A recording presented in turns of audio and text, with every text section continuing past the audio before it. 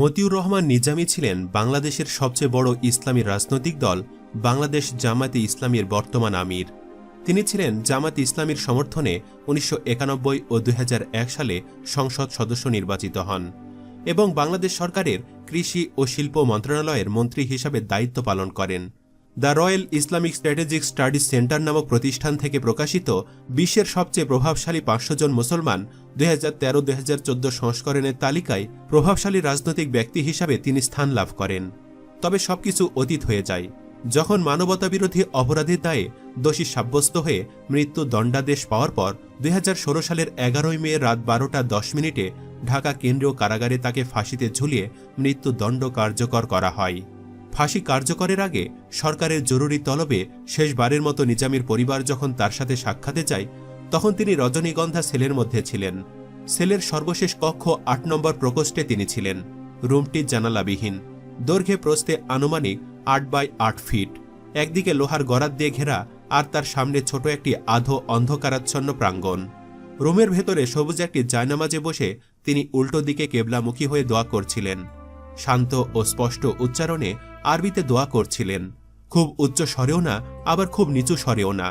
প্রতিটি বাক্যের মাঝে স্বভাবসুলভ একটু বিরতি। পাশে হালকা বাদামি রঙের একটি বাচ্চা বিড়াল বসা। সেখানে উপস্থিত হবার পর নিজামীর ৩ বছর বয়সী নাতি সিঁড়ি বেয়ে উঠে লোয়ার গরাদ ধরে বলল, দাদু দরজা খোলো, আমরা আসছি। নিজামী শান্তভাবে মোনাজাত শেষ করে উঠে দাঁড়ালেন। তার পরিবারের সদস্যদের লোহার গরাদের কাছে এসে বললেন, তোমরা আসছ, এটাই তাহলে শেষ দেখা। অতপর শিকের ওপার থেকেই সবার সাথে হাত মেলালেন। ওনার পরনে ছিল সাদা সুতি পাঞ্জাবি আর লুঙ্গি। গ্রীষ্মের ভ্যাবসা গরমে আর জানালাবিহীন রুমের কারণে ওনার পাঞ্জাবিটি ঘামে ভেজা, কিন্তু মুখটা প্রশান্ত। কষ্ট আর উদ্বেগের লেশমাত্র নেই। দেখে কে বলবে একটু পরে তার ফাঁসি হবে। এ সময় সেখানে এক আবেগঘন পরিবেশের সৃষ্টি হয়। নিজামী তার স্ত্রীকে বলেন, আজ থেকে তুমি আমার সন্তানদের বাবা ও মা দুটোই। তোমার মাঝে যেন ওরা আমাকে দেখতে পায়, আর তুমিও আমাদের সন্তানদের মাঝে আমাকে খুঁজে পাবে। অতপর তিনি তার সন্তানদের উদ্দেশ্যে বলেন, তোমরা ভাই বোনেরা মিলেমিশে থাকবে, আল্লাহ ও রাসূল সাল্লাল্লাহু আলাইহি সাল্লামের পথে চলবে, মায়ের খেদমত করবে। তোমরা তোমাদের মায়ের মাঝে আমাকে খুঁজে পাবে, আর তোমাদের আম্মা যেন তোমাদের মাঝে আমাকে খুঁজে পায়। তোমরা তোমাদের আব্বুকে যেভাবে দেখেছ সেটাই মানুষকে বলবে। আমার ব্যাপারে বাড়তি কথা বলা থেকে বিরত থাকবে। তিনি আরো বলেন, আমার বয়স এখন ৭৫ বছর। আমার সহকর্মীদের অনেকেই আমার মতো লম্বা হায়াত লাভ করে নাই। তোমরা তোমাদের বাবাকে দীর্ঘদিন পেয়েছ।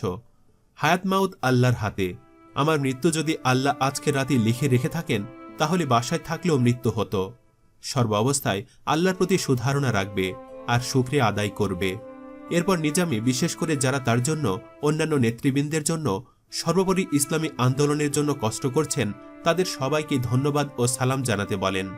সকলের কাছে দোয়া কামনা করেন যেন আল্লাহ তাআলা তার শাহাদাত কবুল করেন। তখন নিজামীর স্ত্রী বলেন, আল্লাহ তোমাকে দুনিয়াতেও সম্মানিত করেছেন, আখিরাতেও সম্মানিত করবেন ইনশাআল্লাহ। অতঃপর নিজামী বলেন, আমি সামান্য অজপাড়া গায়ের ছেলে।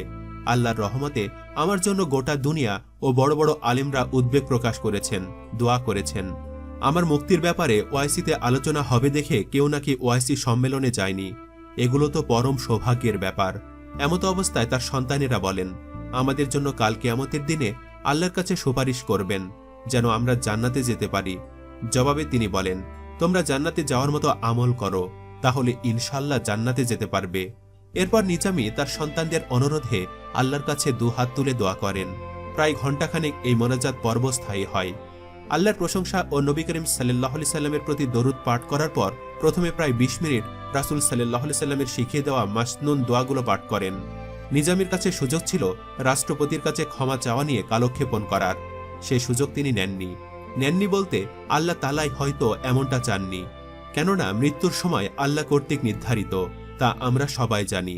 সেদিন তিনি দেখিয়েছিলেন অন্তরে সেই বিশ্বাসকে ধারণ করে কিভাবে মৃত্যুকে আলিঙ্গন করতে হয়। সাক্ষাতের শেষের শুরুর দিকে নিজামী বলেন, আমার ওসিয়তগুলো তোমরা আমার লেখা বইগুলোতে পাবে, বিশেষ করে জেলে বসে লেখা ২টি বই, কুরআন হাদিসের আলোকে রাসূল সাল্লাল্লাহু আলাইহি ওয়াসাল্লাম ও আদাবে জিন্দেগি, এবং আগে লেখা বই কুরআনের আলোকে মুমিনের জীবন প্রভৃতি বইগুলো পড়তে বলেন। শেষ পর্যায়ে নিজামী তার পরিবারকে জিজ্ঞেস করলেন, সাথিয়ায় দাফন করতে কে কে যাবে। নিজামীর মেজ ছেলে ডাক্তার নাইম খালেদ বলেন, আমি আর মোমেন যাব। তিনি তার স্বভাবসুলভ ভঙ্গিতে সাবধানে যেতে বললেন আর মিঠু নামের একজনকে সাথে রাখতে বললেন। তার স্ত্রীকে রাতে সাথিয়া যেতে মানা করলেন। ছেলে ব্যারিস্টার নাজিব মোমেনকে জানাজার নামাজের ইমামতি করতে বললেন। মোমেন প্যান্ট শার্ট পরেছিল। তিনি বললেন পাঞ্জাবি পরে জানাজা পড়াতে। সবশেষে নিজামী তার সবার বড় মেয়ে মহসিনাকে বললেন, আম্মু, আমি তোমাকে নিয়ে বেশ চিন্তিত। তুমি আমার মা, আমার সবচেয়ে বড় সন্তান। তোমার মুখেই প্রথম আমি আব্বু ডাক শুনেছি। তুমি শান্ত থেকো। তার স্ত্রীকে আবারও বললেন, আমার সোনার টুকরা 6 ছেলে মেয়েকে রেখে গেলাম। তুমি এদের মাঝে আমাকে খুঁজে পাবে। তোমরা যাও, আমি তোমাদের যাওয়া দেখি। পরিবারের সাথে শেষ সাক্ষাতের সময় সবাইকে নিয়ে মোনাজাত শেষে নিজামী ছেলে নাজিব মোমেনকে জিজ্ঞাসা করেন, তিনি ফাঁসির মঞ্চে লুঙ্গি পরে না পাঞ্জাবি পাজামা পরে যাবেন? মোমেন বললেন, পাঞ্জাবি পাজামা পরে যাবেন। পরিবারের সদস্যদের বিদায় দিয়ে মহান রবের পানে যাওয়ার প্রস্তুতি নিতে থাকেন নিজামী। জল্লাদরা যখন তার কক্ষের সামনে যায়, তিনি বললেন, আমি প্রস্তুত। ভিডিওটি শেষ করব, তবে তার আগে নিজামীর জীবনের শেষ মোনাজাতটা জানিয়ে দেব। শেষ মোনাজাতে তিনি বলেছিলেন, হে আল্লাহ, আমি তোমার এক নগণ্য গুনাহাগার বান্দা।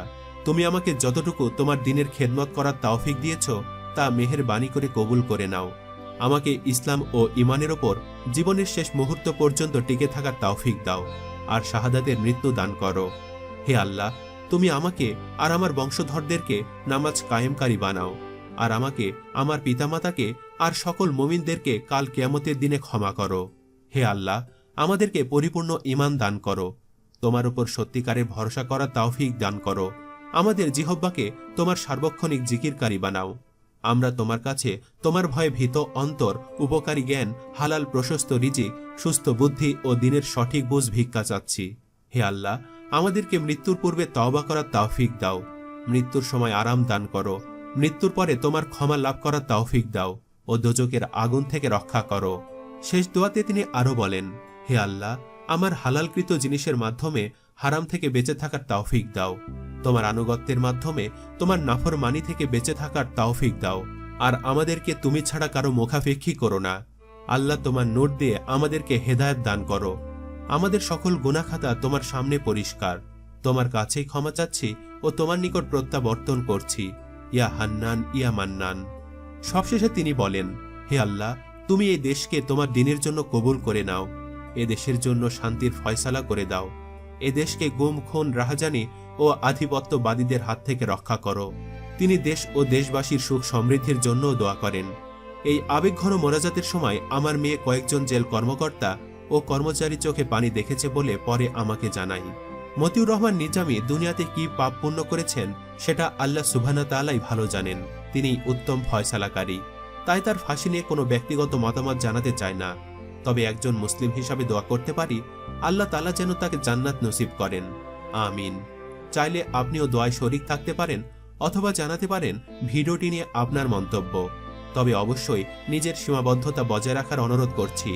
আর আপনি আমাদের চ্যানেলটি আজই প্রথমবার ভিজিট করে থাকলে আমাদের অন্য ভিডিওগুলো দেখুন।